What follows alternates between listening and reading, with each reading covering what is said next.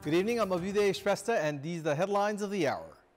Question raised on the appointment of Khagaraj Adhikari as Gandaki Province Chief Minister. Nepali Congress terms the appointment as unconstitutional. Lumini Chief Minister Mahara assumes office. Large number of citizens deprived from quality health services. People from Karnali and Sudur Pashchim provinces face discrimination from the state in receiving treatment. Thousands of protesters attend rallies in Israel as the war in Gaza completes 6 months. Anti-government demonstrations demand Israeli Prime Minister Netanyahu to step down.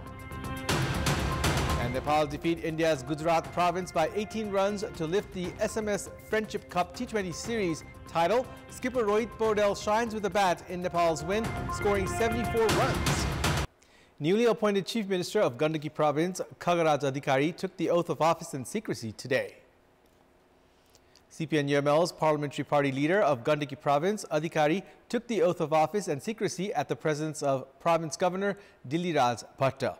Along with Chief Minister Adhikari, Haribahadur Chuman and independent lawmaker Rajiv Gurung also took the oath of office and secrecy today itself. Adhikari was appointed Chief Minister by the Province Governor as per Article 168, Sub-Article 2 of the Constitution, after he received the support of 31 members of the Province Assembly, including 22 from CPN-UML, 8 from CPN Mao Center, along with the Speaker, and from independent member Rajiv Gurung, who had announced of quitting CPN Unified Socialist. Speaking after taking the oath of office and secrecy, Chief Minister Adhikari said that he was not in favor of fighting a case at the court and claimed that he would pass the floor test. Meanwhile, Nepali Congress is making preparations to knock on the doors of the court, citing that the Chief Minister appointment process was unconstitutional. Nepali Congress says it will file a case at the court as Adhikari was appointed Chief Minister with the support of the Speaker, who should have stayed neutral. Meanwhile, Speaker of Gandaki Province Assembly, Krishna Prasad Dhital, has stated that he would decide on who to support when the vote of confidence takes place. Newly appointed Chief Minister of Lumini Province, Jokh Bahadur Mahara, took the oath of office and secrecy today at the presence of Province Governor Amik Serchan and reached the office of the Chief Minister and Council of Ministers in Deokhuri to assume office. Mahara was appointed the Chief Minister last Friday. At the recommendation of Chief Minister Mahara, Governor Serchan appointed 3 ministers today and also administered the oath of office and secrecy to them. Chet Narayan Acharya from CPN-UML, Dipendra Poon Sijal from CPN Mao Center, and Janata Samajwadi Party's Bhandari Lal Ahir were appointed ministers and have taken the oath of office and secrecy today itself. Chief Minister Mahara is making preparations to expand the cabinet only after taking the vote of confidence. Mahara has the support of CPN-UML, CPN Mao Center, Janata Samajwadi Party, Loktantrik Samajwadi Party, Nagrik Unmukti Party, and an independent member of the Province Assembly. Meanwhile, the process of forming a new government of Sudur Pashchim Province is likely to be complicated as there is dispute within Nagrik Unmukti Party has not been resolved. Although the governor of Sudur Pashchim Province requested for the formation of a new province government a day after Chief Minister Kamal Bahadur Shah tendered his resignation, the political parties are waiting for the dispute within Nagrik Unmukti Party to be resolved. Chairperson of the party, Ranjita Shrestha, is lobbying for the post of Chief Minister, while founder of the party, Resham Chaudhary, wants Kamal Bahadur Shah to return as the Chief Minister and reclaim the 5 ministerial posts that were held by the party members. After the 2-day meeting held by Resham in Kathmandu to resolve the dispute ended without any conclusion, the Resham side is making preparations to hold a final discussion with party chair Ranjita. Deputy Prime Minister and Home Minister Ravi Lamichhane has stated that the Unified Election Management Bill will be tabled at the Parliament during his tenure. He has given a directive to the Secretary and other employees to move forward the bill within a week. The Election Commission held discussions with Home Minister Lamichhane today on the election-related bill and regarding the security for the April 27 by-elections, among other issues. Talking to the media after the discussions, Lamichhane said that the draft of the law related to elections will be presented at the Parliament during his tenure. He also informed that discussions will be held on a few issues with other political parties for agreement, and the draft of the law will be moved forward. The Election Commission had sent the draft of the Unified Election Management Bill to the Home Ministry some 9 months ago. However, it has not been moved forward yet. Nepal has made great achievements in the health sector in the past 2 decades. In the past, Nepali nationals were compelled to go abroad for treatment of heart, kidney, and liver. However, such treatments are now available in the country. Great progress has been made in ophthalmology, or the treatment of eyes. Despite these strides, a large section of the population remains deprived of health services because of issues including poor management of human resources and expansion of scope. Nepal has made significant progress in the transplant of kidney and liver, along with treatment of cancer and heart-related diseases. However, these achievements are inadequate. With around 3,000 annual cases of kidney failure, only around 300 are transplanted. With the need of around 1,000 liver transplants, only 15 were transplanted this year. To add to that, these services are largely limited to Kathmandu. Despite developing the treatment capacity, the government has failed in ensuring sound management of human resource and ensuring access to health services for everyone. A study conducted in 2019 had shown that 24.5% of the age group of 15 to 69 had high blood pressure, with 5.8% suffering from diabetes and 3% with heart-related ailments. According to the data provided by the Ministry of Health and Population, 21,500 new patients of cancer were added in the fiscal year 2022-23. The government has implemented several policies and strategies to achieve Sustainable Development Goals 2030. For this, targets are to be achieved related to maternal mortality, infant mortality, and nutrition. The Health Ministry has said that despite ongoing efforts to ensure proper management of human resources and increasing health services, several challenges persist. The treatment of eye-related diseases in Nepal is considered the best in the world. Intraocular lenses produced in Nepal has a global demand. In addition to Nepali nationals, even foreigners arrive in Nepal for treatment of eyes. Nepal has also received awards for its efforts in curbing maternal and infant mortality rates. Despite these achievements, more needs to be done. Therefore, while the World Health Day is being observed today, the government must increase its efforts to expand public access to health services. Only 1/4 of the population of Karnali province have access to health service. While the state's constitution has ensured health service as the fundamental right, people in the region have to travel to the headquarters or the provincial capital and even to Kathmandu for even basic health services. 35 among the victims of last November's earthquake in Jajarkot, which included aged people, children, and lactating mothers, died due to lack of nutritious food, proper shelter, and lack of treatment amid harsh winter. Likewise, in a forest fire in Kalikot's Khada Chakra municipality, 50-year-old Nandaram Cholagai and his 12-year-old daughter Hemanti got injured. Both of them succumbed to the injuries due to lack of timely treatment. The government has taken a few initiatives like the President's Women Upliftment Program, which helps with helicopter rescue of expecting mothers in case of emergency situations. However, the government has struggled in human resource management and upgradation of health services at local levels. Karnali province has 14 hospitals, 14 primary health centers, and 333 health posts. Sudur Paschim province has 14 hospitals, 16 primary healthcare centers, and 378 health posts. The government in the past 3 years rescued 99 expecting mothers from Karnali and 77 from Sudur Paschim. However, the program has yet to reach all those in need. On top of the lack of services, the government lacks data on the number of people that take loans to treat their ailments in India. In our Public Voice segment today, we have asked people in several provinces what type of problems have they faced in the health sector. Let's take a look at what they had to say.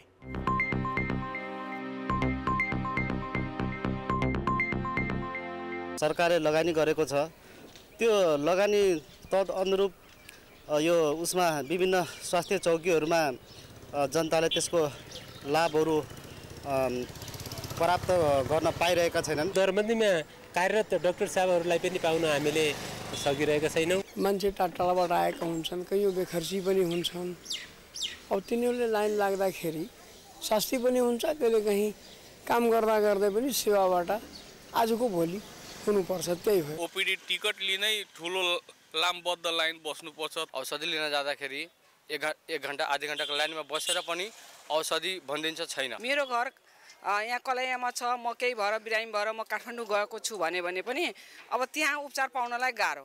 अब त्यहाँबाट फेरि refer गराउनु पर्ने, त्यो झन्झट भयो नि त। सेवाग्राहीहरूलाई त धेरै गाह्रो भयो। लाइनमा लगाउनु पर्छ ओपीडी टिकट, अनि लगाएपछि अनि फेरि अन्त हाम्रो चेक जाँचहरू गर्दा गर्दा हाम्रो बेलुका भइहाल्छ। अनि फेरि बेलुका डाक्टर हुँदैन। वडामा भएका बस्तीमा क्लिनिकको व्यवस्था गरेको छ। स्वास्थ्य चौकीमा उपलब्धिमूलक दबाईहरू त्यसरी राखिएको छैन। आम जनताको विषयमा कुरा गर्दाखेरि सवारी साधन पर्याप्त नहुने, सार्वजनिक साधनहरू नभएको कारणले समस्या नै छ। बर्खामा चाहिँ अलिकति गाह्रो हुन्छ। टिकट काट्दाखेरि पनि करिब आधी घण्टा 1 घण्टा जति उभिनुपर्छ। डाक्टरहरूले त्यहाँ सुविधा हुँदा हुँदै पनि आफूले नसकेर हो या नजानेर हो अन्यत्र पठाइदिने पनि गर्नुहुन्छ। नपढेको मान्छेहरू हरेक ठाउँमा जानलाई पनि असुविधा भइरहेको छ।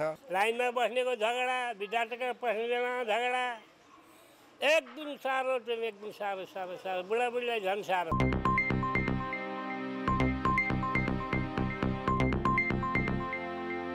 It's now time for our segment Public Pulse, where you text us with your opinion. Public Pulse. But before that, let's take a look at the results from yesterday's poll. Yesterday, we had asked you, why is problem seen from time to time in managing waste of the Kathmandu Valley?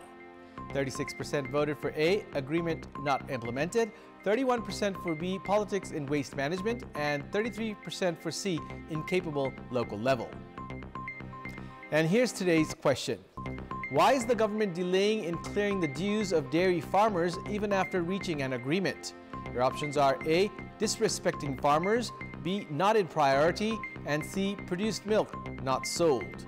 The voting is on. Type NEWS, select your option A, B, or C, and send it to 34001 to share your opinion with us. And it's time now for the international update.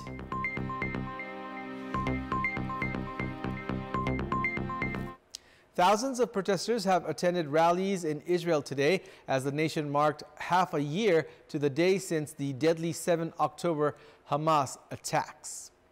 People attending the latest anti-government demonstrations are demanding that Prime Minister Benjamin Netanyahu step down and that a Gaza hostage deal be reached. The rallies come as the victims of the attacks, in which about 1,200 Israelis were killed and more than 250 others were taken hostage, are remembered around the world. An Israeli military campaign has followed, which has killed more than 33,000 Palestinians, mainly women and children, according to Gaza's Hamas-run health ministry. Israeli Prime Minister Netanyahu has been facing rising international and domestic anger at Israel's conduct in Gaza.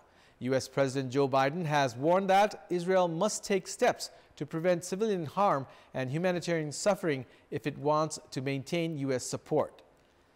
Israel has insisted that its forces are working to avoid civilian casualties.